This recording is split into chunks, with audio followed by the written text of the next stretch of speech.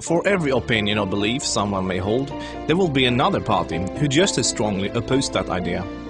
Both sides usually claim to sit with the best arguments, the real facts, and the correct worldview, and ironically, both sides regard the other as being indoctrinated, blind to the obvious and outright stupid.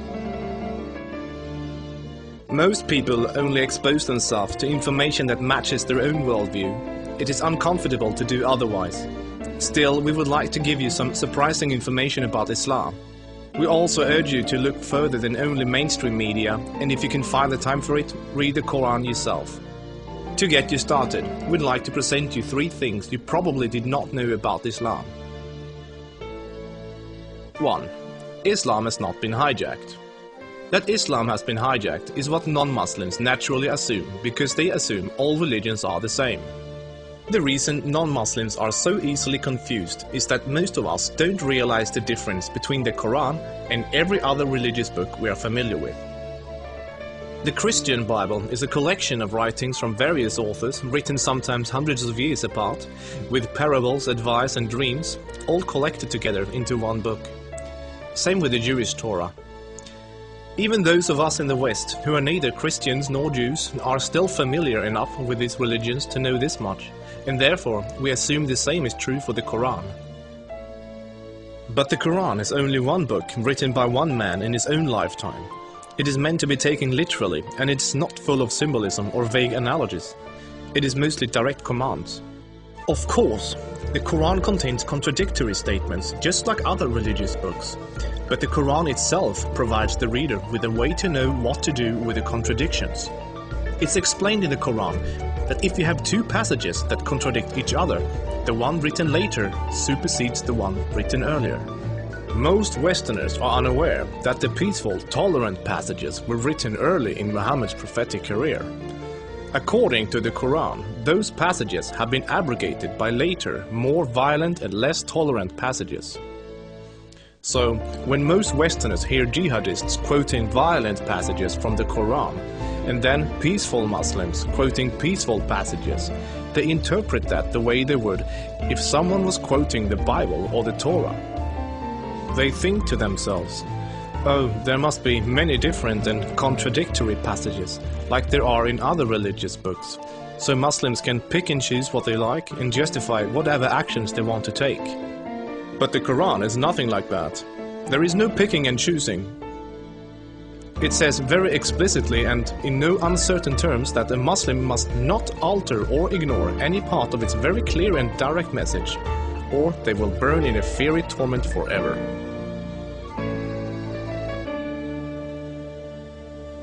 Two.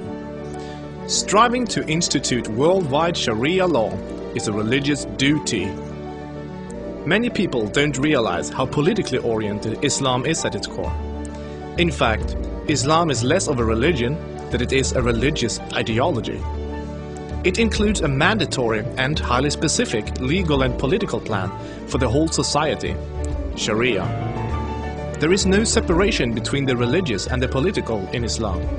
Rather, Islam and Sharia constitute a totalitarian means of ordering society at every level, including ritual worship, transactions and contracts, morals and manners, beliefs and punishments. In the Quran, Allah makes it clear that man-made governments, such as a democracy, and free speech, such as criticizing the Quran, are abominations and must be eliminated. The modern expression creeping Sharia is used to describe the slow, deliberate and methodical advance of Islamic law in non-Muslim countries. Official Sharia courts already operate in the UK, handling cases ranging from divorce and financial disputes to domestic violence. Attempts to introduce Sharia in the legal system in Germany, Sweden and other European countries are ongoing.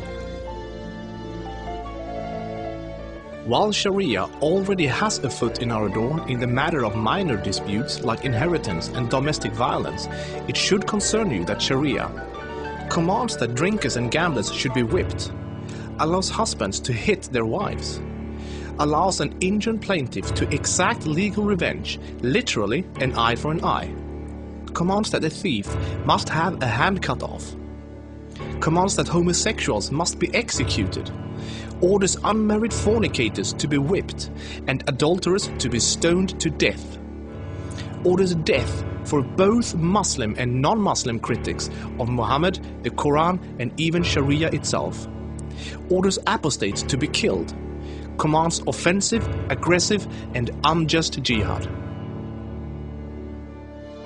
As written in the Quran, Sharia is the law of Allah. Any other form of government is a sin. It is the duty of every Muslim to keep striving until all governments have been converted to Sharia law.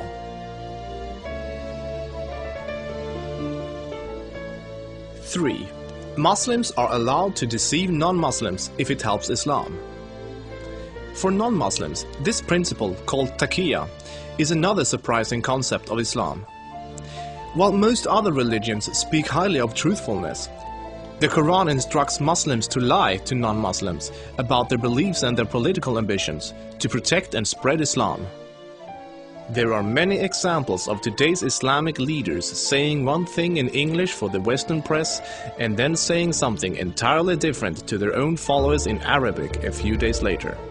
Deceiving the enemy is always useful in war, and Islam is at war with the non-Islamic world until the whole world follows Sharia law. All non-Muslims living in non-Islamic states are therefore enemies. So deceiving Westerners is totally acceptable, even encouraged, if it can forward the goals of the spread of Islam. As a recent example, the Islamic American Relief Agency were seemingly raising money for orphans, but in fact giving the money to terrorists. They deceived good-hearted Western infidels into giving money to organizations that were actively killing Western infidels. Do the research yourself, this is not an isolated case. Islam as a religion of peace. Muslim organizations worldwide often declare that Islam is a religion of peace. But what does that really mean? It seems easy for a Muslim to quote a peaceful verse from the early part of the Quran, while, by following the principle of taqiyya, neglecting to mention the fact that it has been officially abrogated by later, more violent verses. According to the Quran, the world will be at peace only when Islam and Sharia reign in every country, and never until then. This is why every Muslim can truthfully say that Islam is a religion of peace. If any of these points took you by surprise, then there is surely much more you still don't know. This subject will affect you in the near future, so take the chance to inform yourself now before it does.